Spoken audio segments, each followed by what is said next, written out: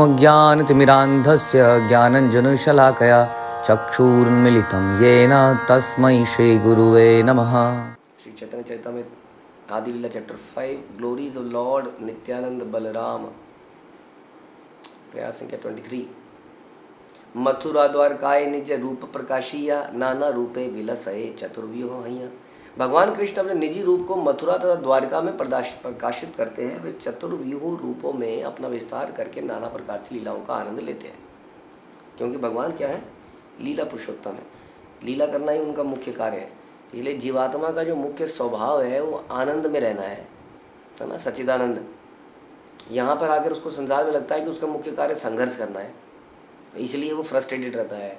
इसलिए कई लोग भ्रमित हो जाते हैं। हमारी कई यूथ सोचते हैं कि नहीं नहीं, ज़िंदगी तो मज़े करने के लिए तो होनी चाहिए। होनी तो चाहिए ही। जीवात्मा का स्वरूप यही है, स्वभाव यही है। भगवान इसलिए इतनी व्यवस्था करते हैं, अपना इतनी सारी एक्सटेंशन बनाते हैं ताकि अलग अलग लीलाएँ कर सकें, आनंद ले सकें। लेकिन आनंद शुद्धता के लेवल पे ही आता है। अगर अशुद्ध व्यक्ति आनंद में लग जाता है तो वो अपना नुकसान कर लेता है कि नहीं। बच्चा अगर बचपन में ही आनंद के चक्कर में पड़ जाता है तो उसको पता नहीं होता है कि कहाँ पर ब्रेक लगानी है, कहाँ सही है, क्या गलत है, किस भाव का आनंद सही है, किस भाव का आनंद गलत है। तो कई चीज़ों में ऐसा लग जाता है। तो इसलिए जीवात्मा अगर शुद्धता ले आए अपने अंदर और भगवान क्या दास समझ ले, जिसे बलराम जी समझते हैं, तो बलराम भी बलराम, हाँ, जो हम कहते हैं उनके अंदर राम मतलब होता है रिजर्वायर ऑफ प्लेजर, आनंद का भंडार। स्वयं बलराम जी आनंद का भंडार है और इसका ज़बरदस्त बल है उनके अंदर, स्पिरिचुअल पावर, पोटेंसी, जिससे वो भगवान की सेवा करते हुए नित्य परम आनंद प्राप्त करते हैं। इसका नाम ही है नित्य आनंद। नित्य आनंद, वो हमेशा आनंद में रहते हैं। लेकिन वो आनंद कैसा है?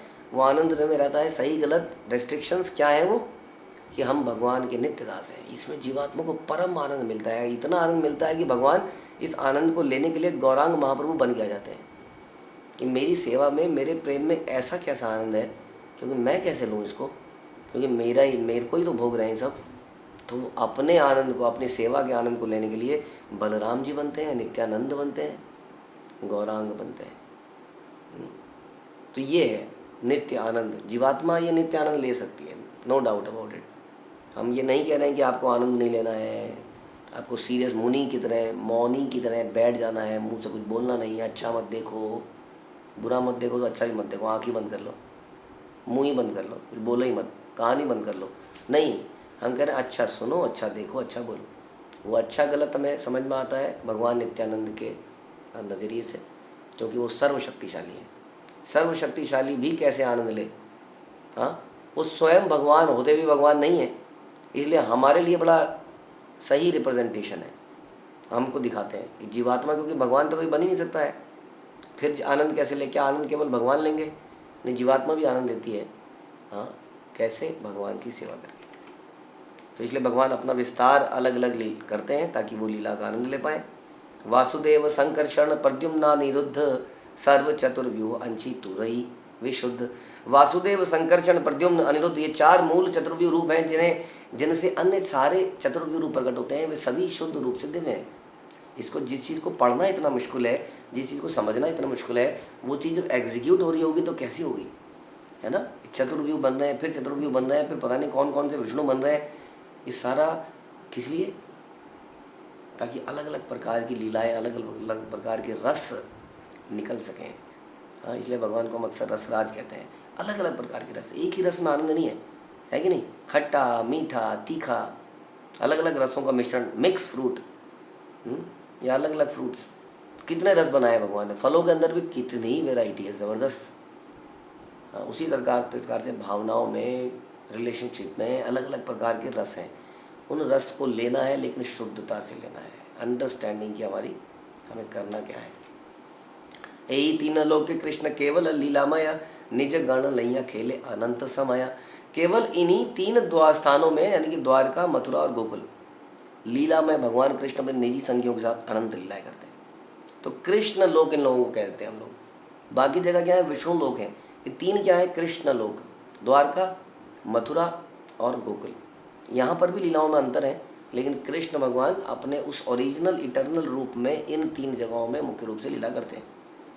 पर व्योम मध्य करी स्वरूप प्रकाश, नारायण रूपे करेन विविध विलास। पर व्योम में वैकुंठ लोकों में भगवान नारायण रूप में प्रकट होते हैं, है ना, नारायण, नॉट कृष्ण। और नाना प्रकार की लीलाएं करते हैं, वहाँ अलग प्रकार की लीलाएं होती हैं, नारायण लीला करते हैं। स्वरूप विग्रह कृष्ण केवल द्विभुज, नारायण रूपे से ही तनु चतुर्भुज। शंख चक्र गदा पद्म महेश्वर्य मय, श्रीभू नीला शक्ति यार चरण सेवया। कृष्ण के निजी रूप में केवल 2 भुजाएं हैं, 4 नहीं है, सहस्त्र नहीं है। हाँ, इसका मतलब ये नहीं वो सारे सहस्त्र भुजाओं वाला रूप भी भगवान कृष्ण के अंदर ही है। षडभुज है, षडभुज गौर, हमने देखा गौरांग महाप्रभु की 2 भुजाएं थी, लेकिन उन्होंने षडभुज रूप दिखाया, यानी कि 6 भुजाओं वाला उन्होंने रूप दिखाया सार्वभौम भट्टाचार्य को, षडभुज गौर। तो भगवान की सहस्त्र बाहु भगवान वही हैं, लेकिन उस माधुर्य लीला में वो मैच नहीं करती है ना, उसमें थोड़ा सा ऑपुलेंस, थोड़ा पावर आ जाती है सामने माधुर्य लीला में। माधुर्य लीला में is not matching multiple hands and शंख चक्र गदा पद्म, करना क्या है इसका, केवल बांसुरी। हाँ, ये उनका इटर्नल समझ लीजिए संगी रहती है। तो उसमें केवल 2 हाथों की आवश्यकता है, क्योंकि वहाँ पे शक्ति का प्रदर्शन नहीं है, वहाँ पर ऑपुलेंस का प्रदर्शन नहीं है, वहाँ माधुर्य का प्रदर्शन है ना। एक व्यक्ति आया ऑफिस में जाता है तो कई बार एक मोबाइल यहाँ पर है, एक मोबाइल यहाँ पर है, हाँ कुछ पहन रखा है उसने। अब घर में आ रहा है तो कुर्ते में है, पजामे में है ना, उसने वो आयुध धारण नहीं करे हैं, उसके आसपास लोग घूम नहीं रहे हैं फाइल लेके चेक साइन करने के लिए, सिंपल आदमी है। तो इस प्रकार से भगवान कृष्ण के निजी रूप में केवल 2 भुजाएं हैं, किंतु उनके नारायण रूप में 4 भुजाएं हैं। भगवान नारायण शंख चक्र गदा इत्यादि लेते हैं, ऐश्वर्य धारण करते हैं। श्री भू तथा नीला नामक शक्तियां उनके चरण कमलों की सेवा करते हैं। वैष्णव धर्म में के रामानुज तथा मध्व संप्रदायों में श्री भू तथा नीला शक्तियों का विस्तृत वर्णन मिलता है। रामानुज मध्व संप्रदाय में, क्योंकि वह नारायण की पूजा होती है, तो नारायण के साथ श्री भू नीला इनके बारे में बहुत डिटेल है। बंगाल में नीला शक्ति को कभी कभी लीला शक्ति भी कहा जाता है। ये तीनों शक्तियां वैकुंठ में चतुर्भुज नारायण की सेवा में लगी रहती है। वैष्णव संप्रदाय के अंदर भी जो हमारा ब्रह्म गौड़ीय संप्रदाय है, खासतौर पर गौड़ीय संप्रदाय, उस संप्रदाय में राधा कृष्ण की पूजा होती है। वहाँ नारायण श्री नारायण, नारायण भू, लक्ष्मी नारायण, हाँ इनसे ज़्यादा इनको माना जाता है, राधा कृष्ण को माना जाता है। ये तीनों शक्तियाँ वैकुंठ में चतुर्भुज नारायण की सेवा करती हैं। श्री संप्रदाय के प्रपन्नामृत ग्रंथ में 3 आलवरों की कथा है, जिसमें बताया गया है कि भूत योगी, सर योगी और भ्रांत योगी, इन 3 आलवरों ने किस तरह गेहली नामक गांव में साक्षात चतुर्भुज नारायण का दर्शन किया। इस ग्रंथ में नारायण का वर्णन मिलता है। क्या कैसे मिलता है कि उन्होंने गरुड़ पर आसीन हैं, कमल नेत्र भगवान विष्णु को, लक्ष्मी को अपने वक्षस्थल पर लगाए बैठे हैं। हाँ, अब गरुड़ पे कौन बैठते हैं? गरुड़ पे नारायण बैठते हैं। वे बिजली की चमक से युक्त नीले बादल के समान थे और वे अपनी 4 भुजाओं में से 2 में शंख चक्र धारण किए थे। उनकी भुजाएं घुटने तक नीचे थी। सभी अंग जो है बहुत सुंदर थे, चंदन से लेपित थे, चमकते आभूषणों से अलंकृत थे, पीताम्बर धारण किए थे। पीछे दोनों ओर भूमि तथा नीला नामक उनकी शक्तियाँ खड़ी थी। सीतोपनिषद में श्री भू तथा नीला नामक शक्तियों का उल्लेख भी मिलता है। महालक्ष्मी इत्यादि इन शक्तियों का हमें वर्णन मिलता है। भगवान की सर्वोपरि शक्ति महालक्ष्मी विविध प्रकारों से अनुभव की जाती है। वे भौतिक तथा आध्यात्मिक शक्तियों में विभाजित है। वही भगवान की शक्ति है जिसका हमने कुछ समय पहले बहुत डिटेल में चर्चा किया था, आह्लादनी शक्ति। वही आह्लादनी शक्ति है, आगे जाके और शक्तियों में अपना रूपांतरण करती है अलग अलग मूड के अनुसार। भगवद गीता के अपने भाष्य में माधवाचार्य ने शास्त्रों का प्रमाण देते हुए बताया कि माता भौतिक प्रकृति जिसका विचार माया शक्ति दुर्गा के रूप में किया जाता है, 3 विभागों में है। किसने बताया? माधवाचार्य ने, कि भौतिक शक्ति यानी कि माया शक्ति दुर्गा, माया शक्ति दुर्गा के रूप में, भौतिक प्रकृति जिसका विचार माया शक्ति दुर्गा के रूप में प्रकट किया जाता है, 3 विभागों में है, श्री भू तथा नीला। वह उन लोगों के लिए भ्रामक शक्ति माया है जो आध्यात्मिक शक्ति में कमजोर है, क्योंकि ऐसी शक्तियां भगवान विष्णु द्वारा उत्पन्न शक्तियां हैं।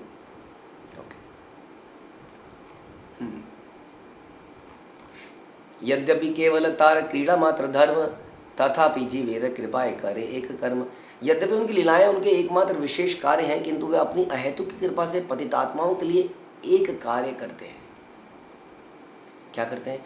सालोक्य सामीप्य शास्त्री सारूप्य प्रकार चार मुक्ति दिया करे जीवेर निस्तार। वे पतितात्माओं को 4 प्रकार की मुक्ति देना चाहते हैं। मुक्ति किसको मिलती है? जो पतित है। मुक्ति का मतलब समझते हैं ना? मुक्ति शब्द भी समझिए, लिबरेशन, आज़ादी, छूट, मुक्ति। तो जो बंधन में है, जो परतंत्र है, वही स्वतंत्र बनता है। तो हम सब लोग जीवात्मा क्या है? हम परतंत्र हैं इस माया शक्ति में, इस शरीर में। तो इसलिए हमें मुक्ति प्रदान करने के लिए भगवान क्या करते हैं? सालोक्य सामीप्य शास्त्रीय सारूप्य प्रदान करके हमारा उद्धार करना चाहते हैं वास्तव में। तो अब इनको जानते हैं, सालोक्य मतलब भगवान के लोक में रहना, सामीप्य भगवान के बहुत निकट रहना, शास्त्रीय मतलब भगवान जैसी ऑपुलेंस प्राप्त करना, सारूप्य मतलब भगवान जैसा रूप प्राप्त करना, हाँ, और सायुज्य मतलब भगवान के अंदर लिप्त हो जाना। तो उसको तो हम मानते ही नहीं कि वो मुक्ति है। ब्रह्म सायुज्य मुक्तिरताहा नहीं गति वैकुंठ बाहिर हयता सबारक स्थिति।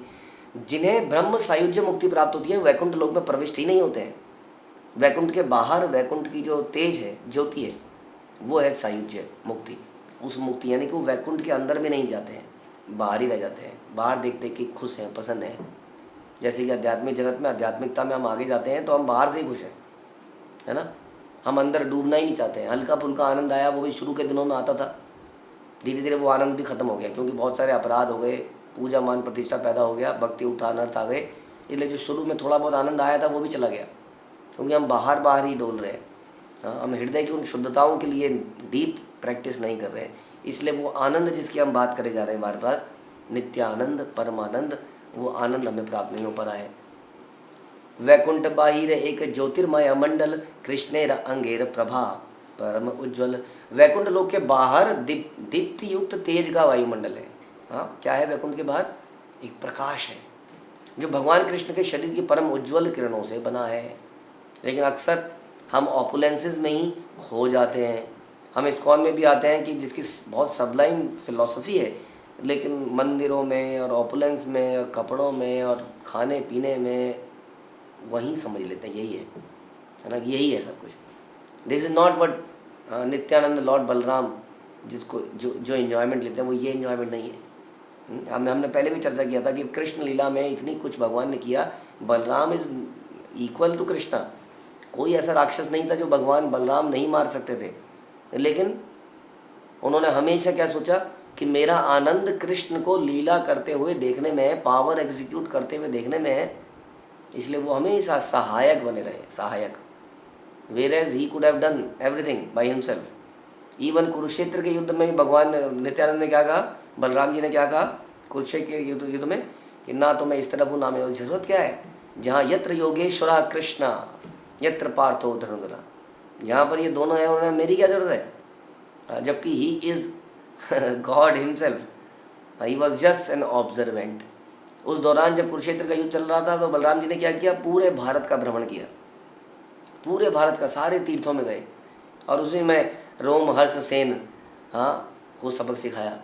एक ऐसा व्यक्ति जो गद्दी पे बैठ गया है, जो प्रवचन कर रहा है, लेकिन गुरु को नहीं मानता है, जैसा कि आजकल प्रचलन है।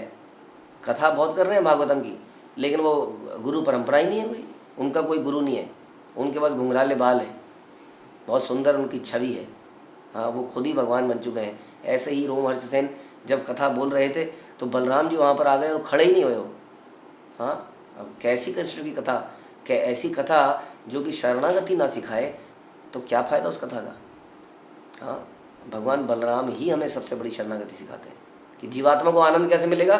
जब वो कृष्ण को समर्पित हो जाएगा, जब वो खुद को सेंटर नहीं बनाएगा। इसलिए बलराम जी ने कभी अपने आप को सेंटर नहीं बनाया। और इस रोम हर्षेण को सबक सिखाने के लिए क्या किया? एक तिनका लेके, तिनका समझते हैं आप? तलवार नहीं, छुरा नहीं, एक तिनका लेके उसकी गर्दन पे टच किया, ताकि आगे आने वाली सारी पीढ़ी समझ सके कि क्या है इसका मतलब। भगवान का दास मतलब बनना, गुरु का दास, वैष्णव का दास बनना।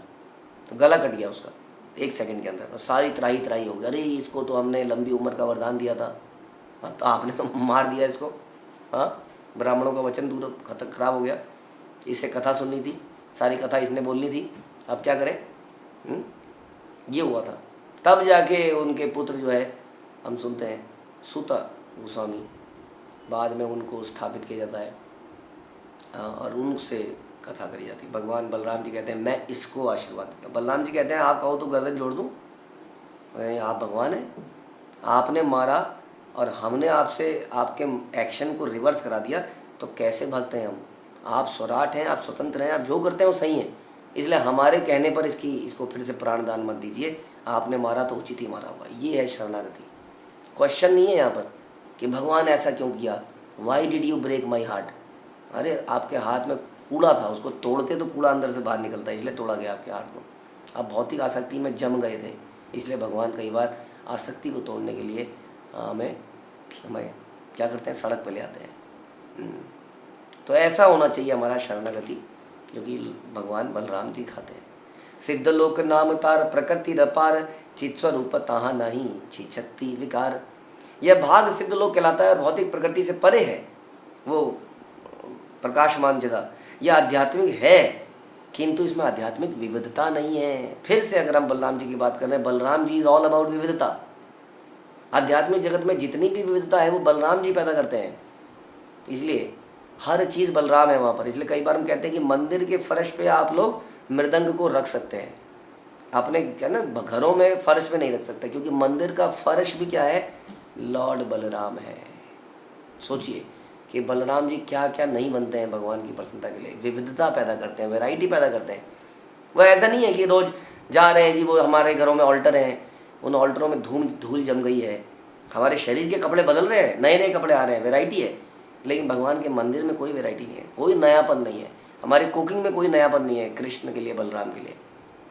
हाँ, हमारी सेवाओं में कोई नयापन नहीं है। 10 साल हो गए उन्हीं सेवाओं को करते हुए, वैसे ही करे आ रहे हैं, लकीर के फकीर बन चुके हैं। कोई वैरायटी नहीं है, कोई विविधता नहीं है। प्रभुपाद कहते हैं विविधता इज मदर ऑफ एन्जॉयमेंट।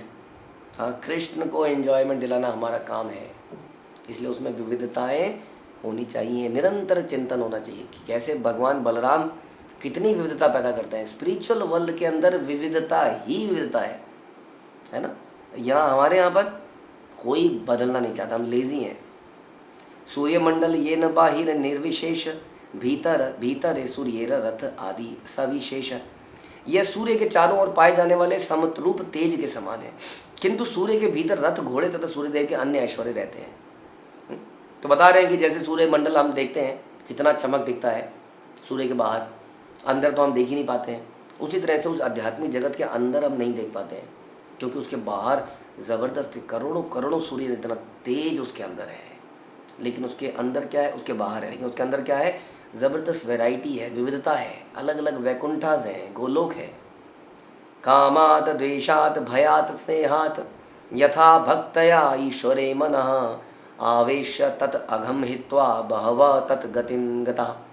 जिस तरह भगवान की भक्ति से भगवत धाम प्राप्त किया जाता है, उसी तरह कईयों ने अपने पापमय कर्मों को त्याग कर काम क्रोध भय या स्नेह के द्वारा अपने मन को भगवान में लगाकर उसी गति को प्राप्त किया। हाँ, जिस तरह भगवान की भक्ति से उस तरह कईयों ने क्या किया, पापमय कर्मों को त्याग दिया। वास्तव में इन दोनों को अलग अलग करने की आवश्यकता नहीं है। जब हम भगवान की भक्ति को स्वीकार करते हैं तो पापमय कर्म समाप्त होते रहते हैं। लेकिन यदि मेरे अंदर अभी भी अनर्थ हैं, काम इच्छाएं हैं, तो क्या इसका मतलब है कि हमने भक्ति को स्वीकार नहीं किया है, उसके ओरिजिनल फॉर्म में नहीं स्वीकार किया है। गोपिर भरतुर पद कमलियोर दास दास दासान दास के भाव में हमने स्वीकार नहीं किया है, इसलिए क्या हो गया, इसलिए अनर्थ नहीं जा रहे हैं। शरणागति नहीं करी है, इसलिए अनर्थ नहीं जा रहे हैं साधु की, गुरु की। इस कारण से क्या है, इस कारण से पाप कर्म अभी भी हृदय में है। ये बता रहे हैं इसमें। यद्रीणाम प्रयाणाम च प्राप्यमेकमिवोदितं तद ब्रह्म कृष्णयो एक्यात किरण अर्क उपमाजुषो। यहाँ यह कहा गया है कि भगवान के शत्रु तथा भक्त एक ही गति को प्राप्त करते हैं। वहाँ इसका आशय है कि ब्रह्म तथा भगवान कृष्ण अंततः एक ही है। तो भगवान के शत्रु कौन सी गति प्राप्त करते हैं, भगवान के शत्रु ब्रह्म प्राप्त करते हैं, ब्रह्म ज्योति प्राप्त करते हैं। और ब्रह्म भी वास्तव में कृष्ण का ही तेज है। इसे सूर्य तथा सूर्य प्रकाश के दृष्टांत से समझा जा सकता है, जिसमें ब्रह्म सूर्य प्रकाश के समान है और स्वयं कृष्ण सूर्य के समान है। ये समझना पड़ेगा, दोनों में अंतर है भी और दोनों में अंतर नहीं भी है वास्तव में। क्योंकि सूर्य और सूर्य के प्रकाश को कैसे अंतर करें, हाँ, लेकिन अंतर है भी। तो ये भक्ति समझ सिंधु से लिया गया। इसकी अधिक और व्याख्या कहाँ गई है, लघु भागवतामृत में करी गई है। विष्णु पुराण में उल्लेख करते हैं जिसमें मैत्री मुनि ने जय तथा विजय के बारे में पराशर मुनि से पूछा कि हिरण्यकशिपु किस तरह अगले जन्म में रावण बना, देवताओं से अधिक भौतिक सुख भोग करता रहा, किंतु उसे अंत में मुक्ति प्राप्त नहीं की, जबकि जब वह शिशुपाल के रूप में उत्पन्न हुआ और कृष्ण से कलह करने पर मारा गया तो उसने मुक्ति प्राप्त करी और वह कृष्ण के शरीर में लीन हो गया, है ना। अब हिरण्यकशिपु अगर लीन हो जाता तो अगले अगले अवतार कैसे होते, 3 अवतार लेने थे, है ना। अल्टीमेटली कृष्ण अवतार में उसका क्या हुआ, उद्धार हुआ। हाँ, तो यहाँ बता रहे हैं तो उसने मुक्ति प्राप्त करी। इसका उत्तर पराशर मुनि ने दिया कि हिरण्यकशिपु भगवान नरसिंह देव को पहचान ही नहीं पाया कि वो भगवान विष्णु है। उसने सोचा कि नरसिंह देव कोई सामान्य जीव है जिसने अपने विविध पुण्य कर्मों से ऐसा ऐश्वर्य प्राप्त कर लिया है। रजोगुण के वशीभूत होकर नरसिंह देव को जान ही नहीं पाया, साधारण जीव मान लिया और उनसे लड़ने लगा। फिर भी नरसिंह देव के हाथों मारे जाने के कारण हिरण्यकशिपु अगले जन्म में रावण बना और असीम ऐश्वर्य को प्राप्त किया। अपने असीम भौतिक भोग विलास के कारण रावण राम को भगवान के रूप में स्वीकार नहीं कर सका, इसलिए राम के हाथों मारे जाने पर भी सायुज्य मुक्ति को प्राप्त नहीं किया। हाँ, एकाकार नहीं हुआ। फिर रावण के रूप में वह राम की पत्नी जानकी के प्रति अत्यधिक आकृष्ट था और इसी आकर्षण के कारण वह राम का दर्शन प्राप्त कर सका, किंतु राम को विष्णु के अवतार के रूप में ना स्वीकार करने के कारण एक सामान्य जीव उसने मान लिया। तो जब मारा गया तो फिर से पैदा हुआ शिशुपाल के रूप में, जिसके पास इतना ऐश्वर्य था कि वह अपने आप को कृष्ण का प्रतियोगी मांगने लगा। यद्यपि कृष्ण से शिशुपाल द्वेष रखता था, किंतु वह बारंबार कृष्ण का नाम लेता रहता था, ये कृष्ण ऐसा है, ये कृष्ण ग्वाला है, और इस प्रकार भगवान का चिंतन करता रहता था। इस प्रकार कृष्ण का निरंतर चिंतन और नाम उच्चारण करते रहने से, चाहे वो प्रतिकूल भाव से ही क्यों ना हो, वह अपने पापमय कर्मों से मुक्त हो गया। ये है भगवान का ऐश्वर्य कि कोई उन्हें इस प्रकार अगर निरंतर चिंतन करता रहे तो पापों से मुक्त जाता है। वो प्रेम तो प्राप्त नहीं कर पाता लेकिन मोक्ष का भागी बन जाता है। इस घटना से समझना चाहिए कि जो व्यक्ति कृष्ण को अपना शत्रु मानता है और उनके हाथों मारा जाता है वह भी मोक्ष प्राप्त करता है। तो फिर भक्तों की क्या बात करें, जो हमेशा भगवान की अनुकूल सेवा करने के लिए तत्पर रहते हैं, उनको स्वामी मानते हैं। इन भक्तों को कृष्ण के शारीरिक तेज ब्रह्मलोक से अच्छा स्थान प्राप्त नहीं होना चाहिए। इसलिए कहते हैं कि ब्रह्म तेज तो है बड़ा ही लोएस्ट लेवल है। हाँ, और लोग तो ब्रह्म तेज की बात करते हैं। मैत्री मुनि तथा पराशर मुनि के बीच हुई यह वार्ता इस बात पर केंद्रित थी कि क्या भक्तगण प्रत्येक युग में जय और विजय की भांति इस भौतिक जगत में आते रहेंगे। हाँ, तो उन्होंने हम यहाँ पे बताया गया कि किस प्रकार से हिरण्यकशिपु इत्यादि ये 3 जन्म तक देहांतर इन्होंने किया। यह आवश्यक नहीं कि पूर्ण पुरुषोत्तम भगवान के वैकुंठ के पार्षद सभी कल्पों में जब भगवान लें तो उनके साथ उनकी शत्रुओं की भूमिका निभाए। ऐसा नहीं है कि हम लोग शत्रु बन के भगवान के आते रहेंगे, लेकिन जैसा भी भगवान की इच्छा रहेगी उस प्रकार हम आते रहेंगे। और इसी में हम बार बार चर्चा करते हैं कि बलराम जी जैसा कभी छोटे भाई, कभी बड़े भाई, कभी कुछ बनते ही रहते हैं। लक्ष्मण के रूप में वो अपना एक्सटेंशन बनाते हैं, छोटा भाई बन के आ जाते हैं, फिर बलराम लेके बड़े भाई बन जाते हैं। लेकिन जब बड़े भाई भी बनते हैं तब भी क्या करते हैं, तब भी उसी भगवान के लिए जीते हैं, उन्हीं के लिए सेंटर होके जीते हैं, सब कुछ उन्हीं के सेंट्रिक। ऐसा लगता है कि बड़ा भाई छोटे भाई के लिए जी रहा है। यही हमें ऐसा ही चिंतन होना चाहिए। पूर्ण पुरुषोत्तम भगवान में वो सारी प्रवृत्तियां हैं जो जीव में पाई जाती हैं, क्योंकि वे प्रधान जीवंत हस्ती हैं। इसलिए यह स्वाभाविक है कि कभी कभी भगवान विष्णु युद्ध करना चाहते हैं। सारे रसों का हमने अभी चर्चा करी थी, भगवान को सारे रसों का आनंद चाहिए, तो वीर रस, युद्ध का रस, ये भगवान कैसे छोड़ देंगे। हाँ, लेकिन भगवान से युद्ध करेगा कौन, भगवान से युद्ध उनके सुंदर, उनके शुद्ध पार्षद ही तो करेंगे, है ना। तो वही उनसे युद्ध करने के लिए आते हैं और इसी में भगवान आनंद लेते हैं। श्रील सनातन गोस्वामी ने अपने बृहद भागवतम ग्रंथ में बताया कि भगवान के ब्रह्म तेज में एकाकार होने को होकर मुक्ति प्राप्त करना सबसे बड़ा घटिया काम है। वो भगवान जो लीला पुरुषोत्तम है उनकी लीलाओं को ना देखो, है ना। माना कि आप सिनेमा हॉल में गए, सिनेमा हॉल के बाहर बहुत चमकदार लाइटें लगी हैं, आप लोग सिनेमा हॉल की लाइटों को देखने में लग गए, अरे वाह क्या लाइट चल रही है, इधर क्या लाइट चल रही है, इधर क्या लाइट चल रही है, और सिनेमा हॉल के अंदर गए ही नहीं और पिक्चर खत्म हो गई। तब पता लगा अरे अंदर तो बहुत एक्शन था, ड्रामा था, थ्रिल थी, है ना। वही है अंदर वैकुंठ और अंदर भगवान कृष्ण के लोग हैं जहाँ बहुत कुछ चल रहा है, लेकिन हम लोग बाहर की लाइटिंग में ही खो गए। हाँ, इसलिए जो है सायुज्य मुक्ति जो है सबसे कहते हैं आत्महत्या है। क्यों? क्योंकि आप सिनेमा तक जाने के लिए आपने पैसे खर्च किए होंगे, आपने ट्रैफिक को क्रॉस किया होगा, कार चलाई होगी, वहाँ पहुँचे और सब कुछ करने के बाद वहीं पर अटके रह गए। तो भक्त वास्तव में दिव्य पद पर अवस्थित होते हैं, जबकि अभक्त नरक जाने की पात्र हैं। भक्त के जीवन में तथा असुर के जीवन में अंतर है, ये समझना पड़ेगा। असुर सदैव भक्तों से द्वेष करते हैं और ब्राह्मणों और गायों का वध करते हैं, और अल्टीमेटली असुरों के लिए ब्रह्म तेज में तदाकार होना बड़ा महिमाशील हो सकता है, लेकिन भक्तों के लिए इस ब्रह्म ज्योति में अटक जाना नारकी है, क्योंकि वो भगवान की सुंदर लीलाओं का दर्शन करना चाहते हैं, उस सिनेमा हॉल के अंदर जाना चाहते हैं और वहाँ पर कुछ करना भी चाहते हैं। वहाँ पर भी एक आदमी है जो बैठा है। अब सोचिए, आप क्रिकेट ग्राउंड के अंदर चले गए, स्टेडियम के अंदर, अब हम लोग बैठे हैं, कभी कभी बॉल हमारी तरफ आती है तो हम कहते हैं हाँ मज़ा आया मज़ा आया। छोटे छोटे से लोग दिख रहे हैं, कोने में कहीं बैठे हैं, गर्मी भी लग रही है, हाँ, और एक व्यक्ति है जो उस ग्राउंड के अंदर खेल रहा है। किसको अधिक आनंद मिलेगा बताइए? खेलने वाला खेल भी रहा है, उसको पैसे भी ज़्यादा मिल रहे हैं। बाहर जो बैठा है वो बाहर बैठा है, गर्मी में पड़ा है और पैसे भी दे रहा है देखने के। हाँ, ये हाल है इस संसार में हमारा, या ब्रह्मज्योति में हमारा, और भगवान के धाम के अंदर होना और उन लीलाओं में खेलना कूदना पार्टिसिपेट करना। लेकिन सबसे इम्पोर्टेंट बात क्या रखनी पड़ेगी? अंदर बैठ के हमें ये देखना पड़ेगा कि हमें अपनी टीम को जिताना है, ना कि अपने लिए खेलना है। उसी तरह से भगवान के धाम में हमें क्या सोचना है? हमें भगवान को प्रसन्नता दिलानी है। ये मैच का रिजल्ट भगवान की जीत होना चाहिए, चाहे और कुछ भी होता रहे, चाहे उसके लिए हमें अघासुर के पेट के अंदर मरना ही क्यों ना पड़ जाए, ताकि भगवान हीरो बन के आए, अघासुर को फाड़े और आनंद आ जाए, है ना? इस प्रकार से अब भगवान बलराम जी के बारे में कहते हैं जी, भगवान बलराम अनंत शेष उन्हीं का अंश है, तो कोई सर्प उनके आगे कैसे आ सकता है? तो कालिया लीला में अगर भगवान बलराम जी वहाँ खड़े हो जाते तो कालिया कैसे नृत्य करता भैया, कैसे भगवान को लपेट लेता, उसकी इतनी ज़रूरत। तो भगवान ने क्या किया? बलराम जी ने गायब हो गए कालिया लीला से, वहाँ रहे नहीं। वैसे अघासुर की लीला में भगवान ने कहा इतना भयंकर सांप भगवान को निगल, उसकी इतनी हिम्मत कि भगवान को निगल जाए, ग्वाल वालों को निगल जाए। हाँ, तो वहाँ पर अपनी शक्तियों को भगवान ने, बलराम ने क्या किया? छुपा लिया, ताकि लीलाएं बढ़िया तरीके से होते रहे।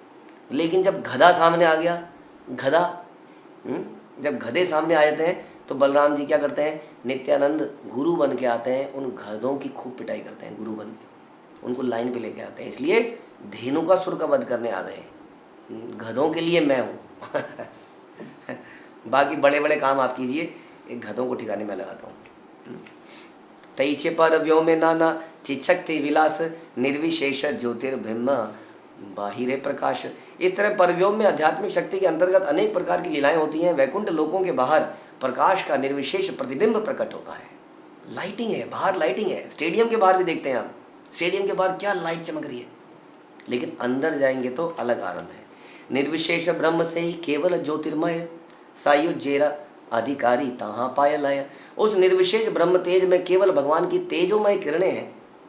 जो लोग सायुज्य मुक्ति के लिए उपयुक्त होते हैं वो उस तेज में ही खोए रह जाते हैं। जैसे कि जो व्यक्ति संसार की ऑपुलेंस में, ग्लिटरिंग में खो जाते हैं, हाँ, हीरे चांदी धन ऐश्वर्य में खो जाते हैं, वो क्या जानेंगे इस संसार का पर्पस क्या है, वास्तविक पर्पस क्या है।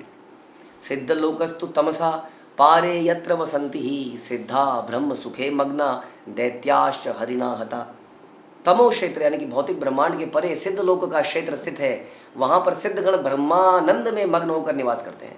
भगवान के द्वारा मारे गए असुर भी उसी क्षेत्र को प्राप्त करते हैं, जैसा भी हमने चर्चा करा। वो वहीं पर है और परमानंद है, उसी में आनंद कर रहे हैं। लेकिन उसमें क्या नहीं है? उसमें ये वैरायटी नहीं है जो भगवान बलराम पैदा करते हैं। हाँ, इसलिए बलराम जी की शरण लेनी पड़ेगी। वो पर व्योम में, उस बाहरी सिद्ध जगह पर, उस ज्योति जगह पर, वहाँ पर, हाँ, वो भी भगवान बलराम जी का ही क्रिएशन है, ताकि रोशनी उचित रहे चारों तरफ। लेकिन वहाँ पर वो रुकते नहीं हैं।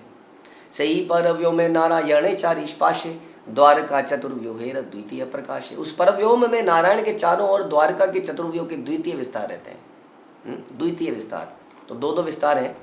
हाँ, प्रथम विस्तार चतुर्व्यूह अनिरुद्ध प्रद्युम्न इत्यादि, और उसके बाद एक और, हाँ, इस प्रकार से निकलता है। तो परव्योम में कृष्ण धाम स्थित द्वारका के चतुर्व्यूह रूपों का दूसरा प्राकट्य विद्यमान है। ये सारे रूप आध्यात्मिक हैं और भौतिक गुणों से अप्रभावित हैं। इन रूपों में बलदेव महासंकर्षण के रूप में प्रतिनिधित्व करते हैं। तो निरंतर वो कुछ ना कुछ कार्य करे जा रहे हैं। बलदेव क्या बन जाते हैं? महासंकर्षण के रूप में प्रतिनिधित्व करते हैं। और परव्योम के सारे कार्य शुद्ध आध्यात्मिक स्थिति में अंतरंगा शक्ति द्वारा प्रकट होते हैं। वो 6 ऐश्वर्यों का विस्तार करते हैं। वे सभी समस्त जीवों के परम उद्गम तथा लक्ष्य महासंकर्षण की अभिव्यक्तियाँ हैं। अब ऐसा सुनते हैं कि जो शिव जी हैं वो शिव जी किसकी पूजा करते हैं? शिव जी भक्त हैं महासंकर्षण के, संकर्षण भक्त शिव जी, उन्हीं का चिंतन है। राजा चित्रकेतु जो हम सुनते हैं, जो कि वृत्तासुर बने थे, वो भी किसके भक्त बने? संकर्षण। हाँ, तो इस प्रकार से सभी जीवों के परम उद्गम तथा लक्ष्य महासंकर्षण की अभिव्यक्तियां हैं। और ये महासंकर्षण कौन है? ये भगवान बलराम के अंश हैं। आध्यात्मिक स्फुलिंग जिन्हें जीव कहा जाता है, यद्यपि जीव शक्ति नामक तटस्थ शक्ति से संबंधित है, किंतु वे भौतिक शक्ति के प्रभाव में रहते हैं, क्योंकि ये स्फुलिंग भगवान की अंतरंगा और बहिरंगा दोनों ही शक्तियों से संबंधित रहते हैं। जैसे हमारे बारे में बताया जा रहा है कि हम लोग बहिरंगा और अंतरंगा दोनों शक्तियों से प्रभावित होते रहते हैं, लेकिन हमारा अल्टीमेट क्या होना चाहिए? एम भगवान के संकर्षण, और संकर्षण के थ्रू उस भगवान की सेवा करी जाए। भगवान का चतुर्व्यूह जो वासुदेव, संकर्षण, प्रद्युम्न और अनिरुद्ध के नाम से जाना जाता है, उस पर विचार करते हुए श्रीपाद शंकराचार्य की अध्यक्षता में मायावादियों ने वेदांत सूत्रों की सूक्तियों में कहा कि जो निर्विशेषवादी मत के अनुकूल है, किंतु वृंदावन के 6 गोस्वामियों में प्रधान श्रील रूप गोस्वामी ने अपने लघु भागवतामृत में, जो कि वेदांत सूत्रों की सूक्तियों का भाष्य है, इन निर्विशेषवादियों को सटीक उत्तर दिया। क्या बोला? श्रील रूप गोस्वामी ने लघु भागवत में पद्म पुराण से प्रमाण दिया कि परव्योम में 4 दिशाएं हैं, पूर्व, पश्चिम, उत्तर और दक्षिण, जिसमें वासुदेव, संकर्षण, अनिरुद्ध और प्रद्युम्न स्थित हैं। यही रूप भौतिक आकाश में स्थित है। पद्म पुराण में परव्योम में वेदवती पुर नामक स्थान पर भी का भी उल्लेख है, जहाँ वासुदेव निवास करते हैं। संकर्षण सत्यलोक के ऊपर आए हुए विष्णु लोक में निवास करते हैं। संकर्षण का अन्य नाम महासंकर्षण है। प्रद्युम्न द्वारकापुर में निवास करते हैं और अनिरुद्ध क्षीर सागर स्थित श्वेत द्वीप में अनंत शैया के नाम से प्रसिद्ध नित्य शेष शैया पर शयन करते हैं। ये शेष शैया कौन है? ये शेष शैया भी उसी बलदेव का विस्तार है। कितना काम है सोचिए उनके पास। वासुदेव, संकर्षण, प्रद्युम्ना, निरुद्ध, द्वितीय चतुर्व्यूह एई तुरई विशुद्ध। इस द्वितीय चतुर्व्यूह में कौन कौन है?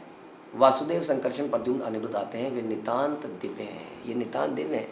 हम ये नहीं मान सकते हैं कि ये क्या है, कि ये कोई भौतिक है। यहाँ बता रहे हैं ये सारा आध्यात्मिक जगत ही है। आध्यात्मिक जगत में ही उनका एक्सटेंशन है। ये इतनी सारी वैरायटी का बनाने का पर्पस केवल एक ही है कि भगवान की अलग अलग प्रकार से शुद्धता से सेवा करी जा सके, अलग अलग जीवों को उद्धार कर सके।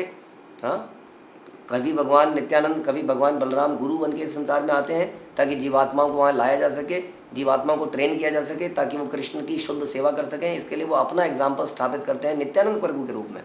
और नित्यानंद प्रभु क्या करते हैं? जहाँ जहाँ गौरांग वहाँ नित्यानंद।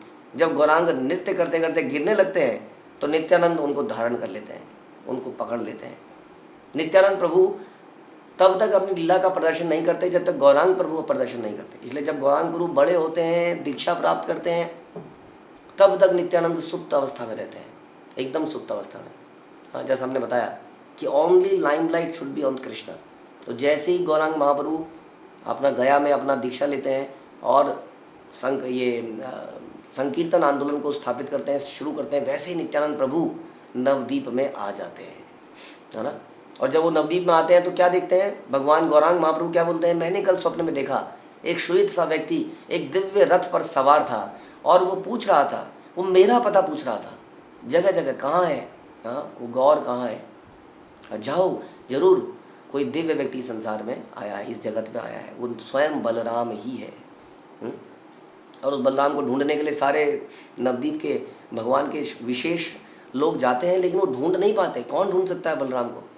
हाँ, तब भगवान स्वयं जाते हैं और उसको निकाल लेते हैं। देखिए ये है बलराम। जैसे ही बलराम जी को देखते हैं सब लोग नतमस्तक हो जाते हैं, समझ जाते हैं कि बलराम जी स्वयं नित्यानंद प्रभु के रूप में इस संसार में आया है। और उनका जो बाकी का जीवन यदि आप देखेंगे किस प्रकार से गौरांग महाप्रभु की सेवा में ही गया, ये लोग दिखाते हैं कि परम शक्तिशाली बलराम हाँ कैसे दास बन जाते हैं। आप जानते हैं किस प्रकार से वो एक मगरमच्छ के ऊपर तैरने लगते हैं, चढ़ जाते हैं मगरमच्छ के ऊपर। हाँ, उन्हें खाए का भय है और वही बलराम भगवान का डंडा तोड़ देते हैं। दंड भंग लीला। कौन किसके अंदर इतनी ताकत है कि वो गौरांग महाप्रभु के दंड को तोड़ दे, है ना। तो कितना निजी प्रेम है उनका भगवान के साथ, चाहे वो कृष्ण रूप में, चाहे बलराम रूप में हो, नित्यानंद रूप में हो, लक्ष्मण के रूप में हो। हाँ, अनंत लीलाएं हैं। लक्ष्मण जैसा कोई सेवक कभी हुआ नहीं संसार के अंदर जो कि 14 साल तक सोया ही ना हो। हाँ, अपनी पत्नी को छोड़ के आ गया हो, अपनी माँ को छोड़ के आ गया हो, उसका कार्य केवल भगवान राम की प्रसन्नता था। इसलिए रात होने से पहले वो भगवान की सुंदर फूलों से शैया बनाता था, क्योंकि जंगल में क्या करें, और गद्दे तो है नहीं जंगल में, रजाई नहीं है।